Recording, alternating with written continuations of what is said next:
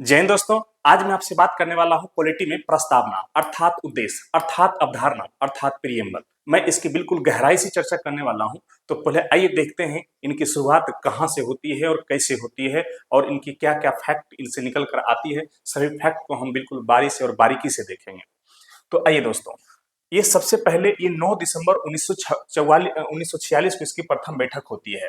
संविधान के प्रथम बैठक में उस समय और अस्थायी रूप से इसकी अध्यक्षता बनाई जाती है सच्चिदानंद सिन्हा को। फिर उसके महज 2 दिन के बाद 11 दिसंबर 1946 को संविधान सभा की दूसरी बैठक होती है और इसकी अस्थायी अध्यक्ष चुन लिया जाता है डॉक्टर राजेंद्र प्रसाद को। और उस समय सचिव थे एच.सी. मुखर्जी, जिसको आप कह सकते हैं हरेंद्र कुमार मुखर्जी। 13 दिसंबर 1946 को महज फिर 2 दिन बाद उद्देश्य प्रस्ताव पारित होता है। नेहरू जी इसको रखने वाले होते हैं संविधान सभा में। फिर उनके बाद लगभग 1 महीने के बाद 22 जनवरी 1947 को उद्देश्य प्रस्ताव पारित हो जाता है, संविधान निर्माण पारित हो जाता है और इसके महज इनके बाद संविधान निर्माण की प्रक्रिया शुरू हो जाती है।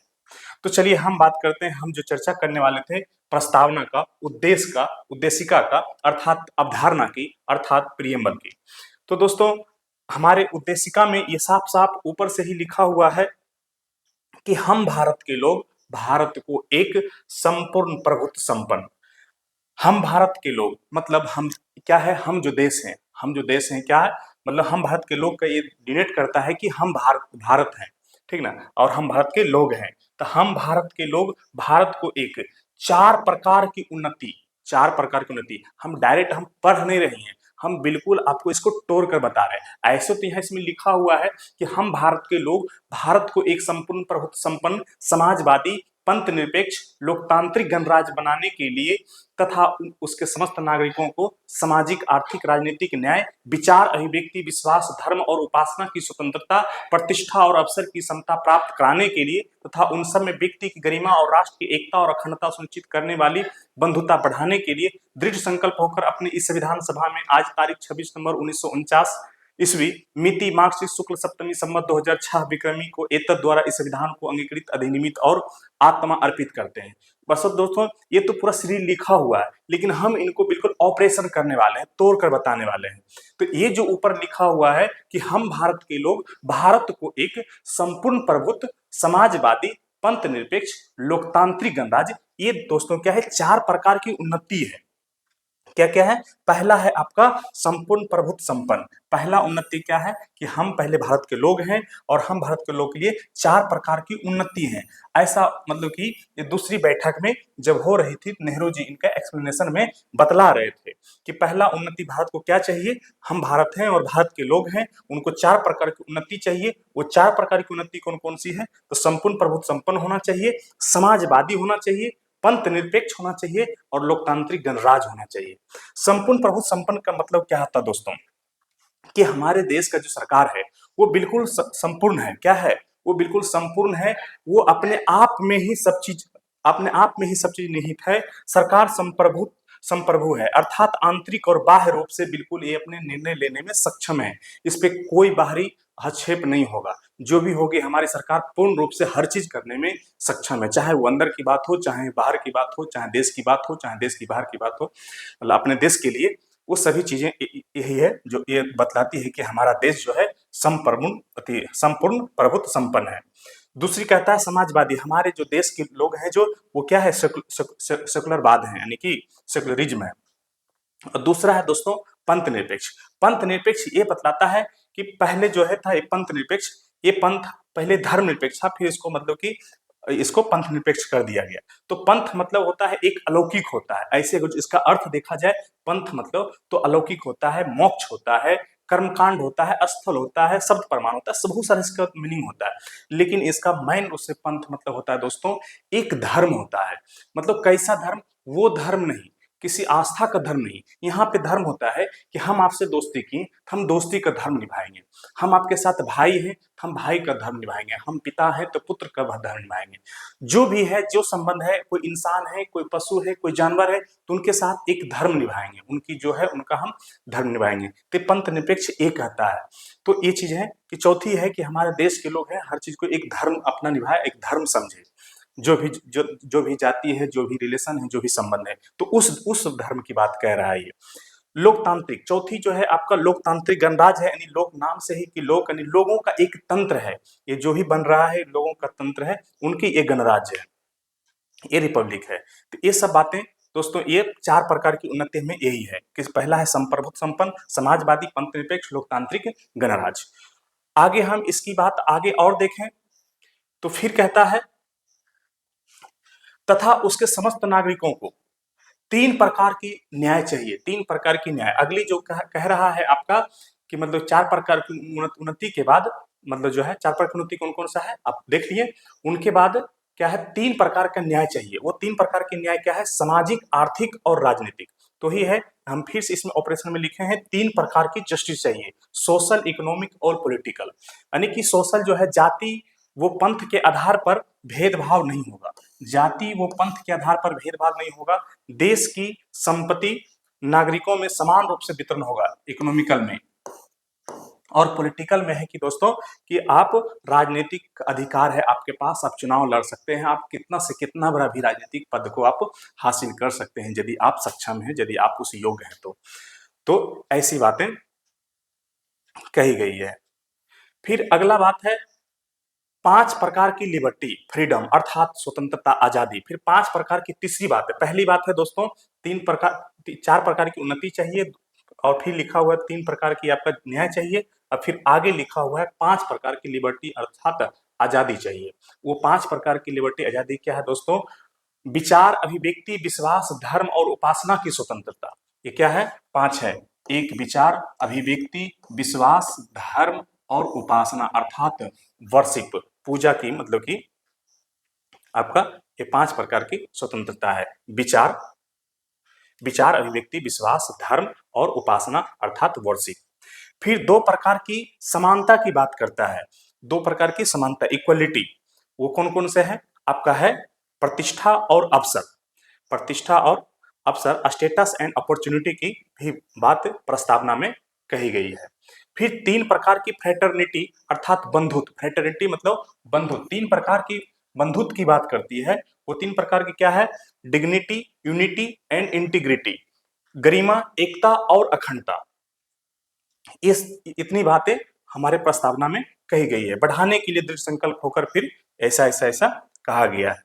तो ये जो है पढ़ाने के लिए अपनी इस संविधान सभा में आज तारीख 26 नवंबर 1949 ईस्वी, मिति मार्क्सिस शुक्ल सप्तमी संवत के अनुसार से ये डेट है 2006 विक्रमी को एतद द्वारा इस संविधान सभा को हम क्या करते हैं, एडॉप्ट करते हैं, अंगीकृत करते हैं, अधिनियमित करते हैं, एनेक्ट करते हैं।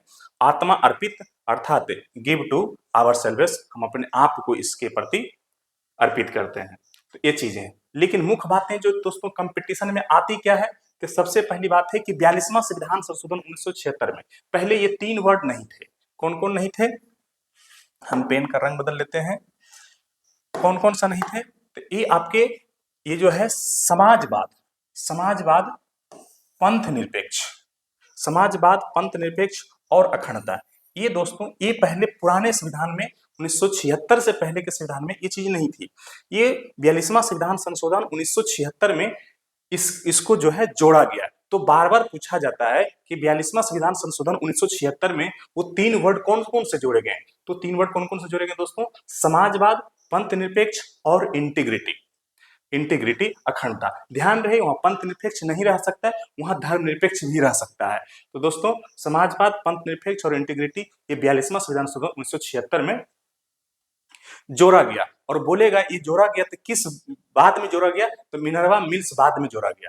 मिनर्वा मिल्स बाद, मिनर्वा मिल्स बाद क्या है, हम इनकी फिर डिटेल से हम इसकी चर्चा करते हैं।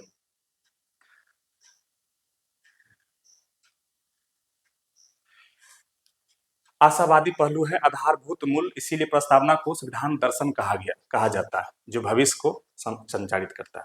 तो दोस्तों आगे देखते हैं।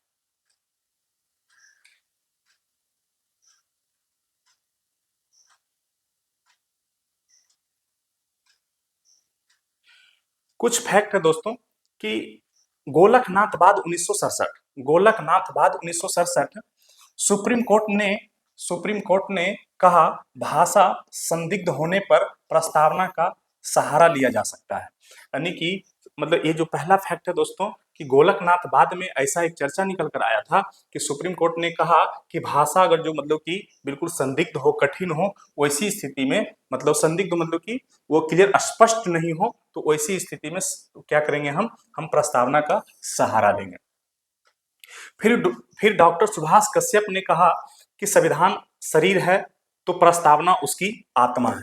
कह रहा है संविधान अगर जो शरीर है तो प्रस्तावना क्या है उसका दोस्तों? प्रस्तावना उसका आत्मा है।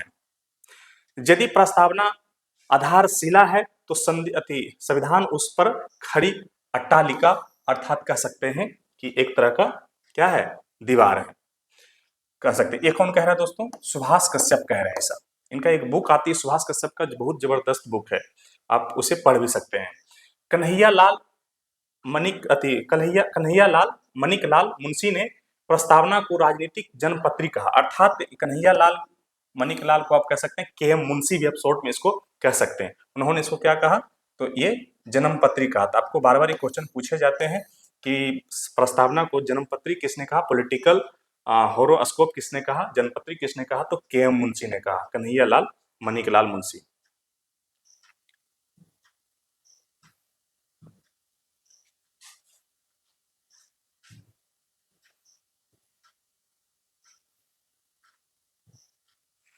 नेक्स्ट है दोस्तों प्रस्तावना संविधान का अंग है अथवा नहीं। ये मतलब कि ये मुद्दा है इनका। तो ये सभी प्रस्तावना संविधान का अंग है या नहीं। तो बेरूबारी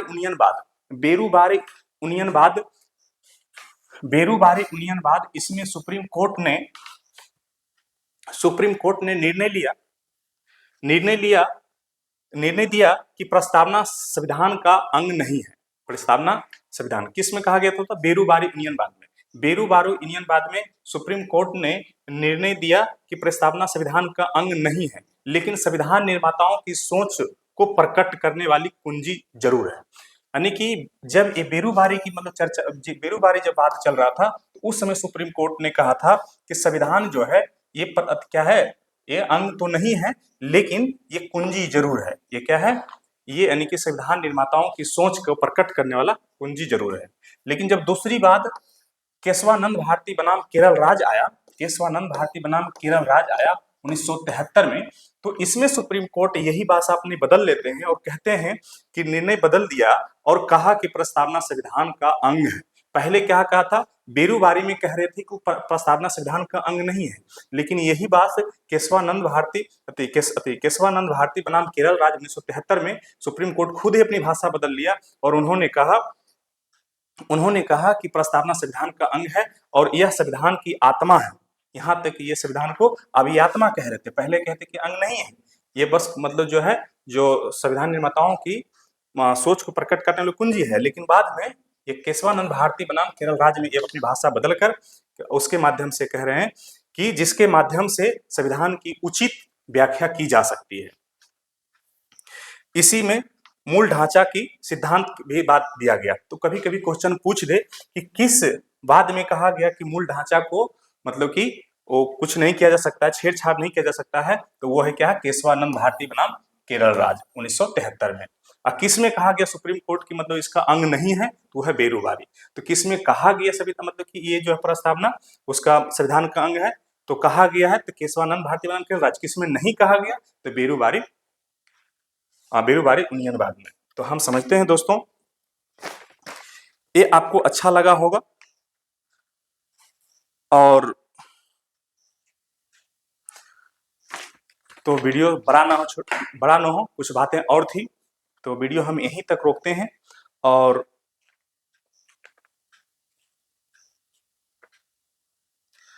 आपको एक क्वेश्चन आपके लिए कमेंट में देते हैं करने के लिए, आपको ये बताना है प्रस्तावना में संशोधन है अथवा नहीं। आपको ये बताना है कमेंट में ये बात संशोधन मतलब एक प्रस्तावना में संशोधन है अथवा नहीं, आप इसे कमेंट में लिखेंगे। तो वीडियो यहीं तक रखते हैं। जय हिंद।